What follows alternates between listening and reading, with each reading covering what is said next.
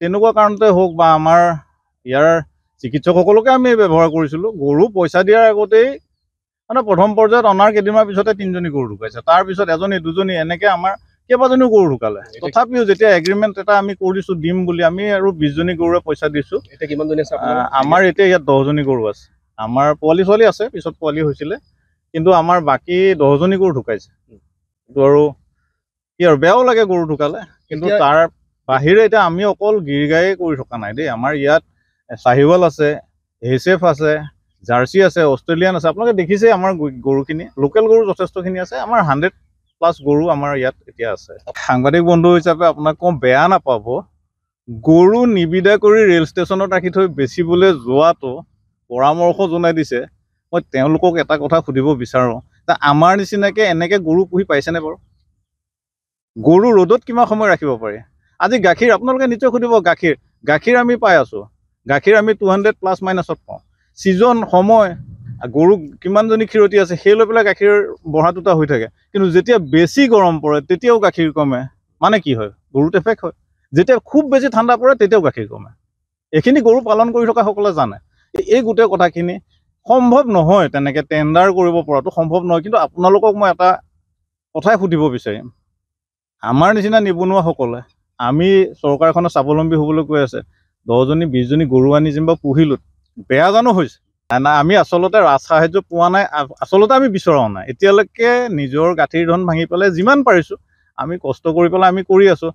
মন্ত্ৰী পত্নীয়ে ৰাজ সাহায্য পাইছে, MLA পত্নীয়ে ৰাজ সাহায্য পাইছে, বিতৰ্ক হৈছে, কিন্তু সেইটোত আমাৰ আক্ষেপ নাই, কাৰণ আমি বিচৰা নাই কাৰণে নাই পোৱা। বিচৰা হ'লে চাগৈ আমি পালোহেঁতেন, বা কিছুমান নীতি নিয়ম থাকিব, নৰ্মছ থাকিব, সেই নৰ্মছমতে আমি গ'লে পালোহেঁতেন। আমি নাই বিচৰা।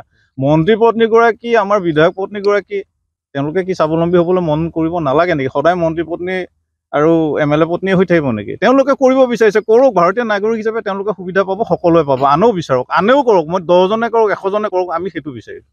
যেতিয়া আপুনি গৰু আনিছিলে তেতিয়া ঠিক একেলগে বাবুল নাথো আপোনাৰ লগতে গৈছে? বাবুল নাথ আমাৰ লগত গৈছে একেলগে, কাৰণ তেওঁ তেজপুৰৰে, আৰু তেওঁ 30জনী গৰু আনিছে।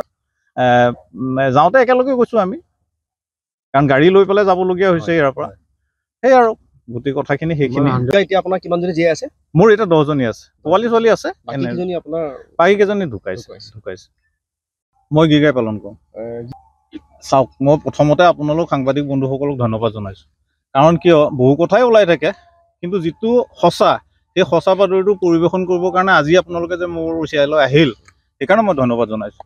কথাটো হ'ল কি, মই গৰু খুটিৰ পৰা গৰু কিনা নাই, মই NDDBৰ পৰা গৰু কিনিছোঁ। NDDBৰ পৰা মই গৰু কিনিছোঁ, NDDBক মই পে'মেণ্ট কৰিছোঁ। মই গৰু আনিছোঁ ধৰক 2022ৰ এপ্ৰিলৰ 1st, তাৰিখটো ইমান মনত নাই, কিন্তু ধৰক আমি গৰু ইয়াত নোৱাইছোঁ, তাৰমানে গৰু বিহুৰ আগতৰ প্ৰথম চোৱাতে আনিছোঁ। তাৰ পৰা আপোনাৰ পে'মেণ্টটো খালি অলপ দেৰিকৈ কৰা হৈছে, কাৰণ কিবা চৰকাৰীভাৱে তেওঁলোকে কিবা আলোচনাত আছিলে, গতিকে তেনেকৈ আনিছোঁ। মই 20জনী গৰু আনিছোঁ, 20জনী গৰু আনিছোঁ। মই পে'মেণ্ট মোৰ একাউণ্টছৰ পৰা কৰিছোঁ, গতিকে মোৰ তথ্য আপোনাৰ নথকা নহয়, মোৰ তথ্য আছে। মই আপোনালোকক তথ্যখিনি দেখাব পাৰোঁ, মই মোবাইলতে দেখাব পাৰিম। এইটো চাওক, মই আপোনাৰ পে'মেণ্ট কৰিছোঁ 5/4/2023 NDDBক। মোৰ চেক নাম্বাৰ এইটো, মই NDDBক ডাইৰেক্টলি পে'মেণ্ট কৰিছোঁ। গতিকে NDDBৰ পৰাহে মই গৰু লৈছোঁ। গৰুখিনি ক'ৰ পৰা আপুনি? মই ৰঙিয়াৰ পৰা আনিছোঁ, ৰঙিয়াৰ ষ্টেচনৰ পৰা আনিছোঁ। সঁচা কথা ক'ব গ'লে আচলতে কি, আমি 3জন, মোৰ বন্ধু ইয়াৰ লগত আছেই ইমাম, আৰু মইনা আছিলে। মইনা আচলতে আজি নিজৰ মাটিৰ খেতি ৰুই থকাৰ কাৰণে তেওঁ আহিব পৰা নাইকিয়া। আমি আচলতে গৰু ফাৰ্মখন 2021 চনতে আৰম্ভ কৰিছোঁ।